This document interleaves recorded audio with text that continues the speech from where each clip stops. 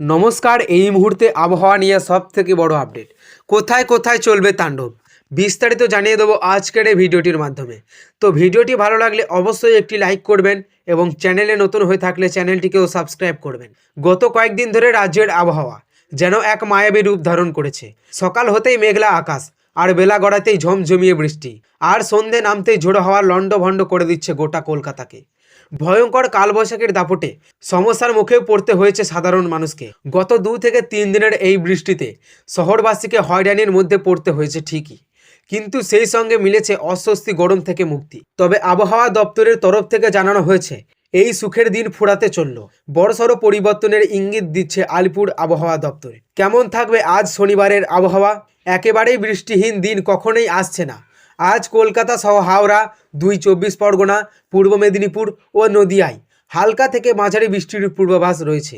তবে গত কয়েকদিনের তুলনায় বৃষ্টির তেজ অনেকটাই কম আসবে। এর বদলে পাল্লা দিয়ে বাড়বে গরম। শনিবার বিকেলের পর থেকে তাপমাত্রা ধীরে ধীরে ঊর্ধ্বমুখী হতে শুরু করবে। আলিপুর জানাচ্ছে আগামী কয়েকদিনের তাপমাত্রা এক ধাক্কায় 4 থেকে 6 ডিগ্রি পর্যন্ত বাড়তে পারে। দক্ষিণের জেলাগুলিতে বৃষ্টির দাপট কমলেও উত্তরবঙ্গ কিন্তু এখনও রেহাই পাচ্ছে না। শনিবার সারাদিন জলপাইগুড়ি ও আলিপুরদুয়ারে ভারী বৃষ্টির সতর্কতা থাকছে। মালদা ও 2 দিনাজপুরে কালবৈশাখীর দাপট দেখা যেতে পারে। এমনকি দার্জিলিংয়ের পার্বত্য অঞ্চলেও বজ্রপাত ও শিলাবৃষ্টির জোরালো সম্ভাবনা রয়েছে। এই জেলাগুলোতে ঝড়ের গতিবেগ ঘন্টায় 70 কিলোমিটার পর্যন্ত পৌঁছাতে পারে। মৎস্যজীবীদের জন্য কি সতর্কতা জারি করলো আবহাওয়া দপ্তর, দেখে নিন এক নজরে।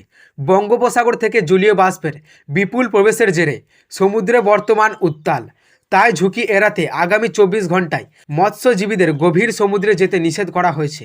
সাধারণ মানুষের জন্য প্রশাসনের পরামর্শ, বজ্রপাতের সময় কোনোভাবেই গাছের তলায় বা খোলা মাঠে আশ্রয় নেবেন না। রবিবার থেকেই বদলাবে আবহাওয়া। মেঘ কেটে গিয়ে আকাশ পরিষ্কার হতে শুরু করবে। রোদের তেজ বাড়ার সঙ্গে সঙ্গে আর্দ্রতাজনিত অস্বস্তি আবারও মাথা ছাড়া দেবে। হাওয়া অফিসের মতে সপ্তাহান্ত থেকে বৃষ্টির দাপট তলানিতে ঠকবে এবং পুনরায় 3 থেকে 4 ডিগ্রি সেলসিয়াস তাপমাত্রা বৃদ্ধি পাবে।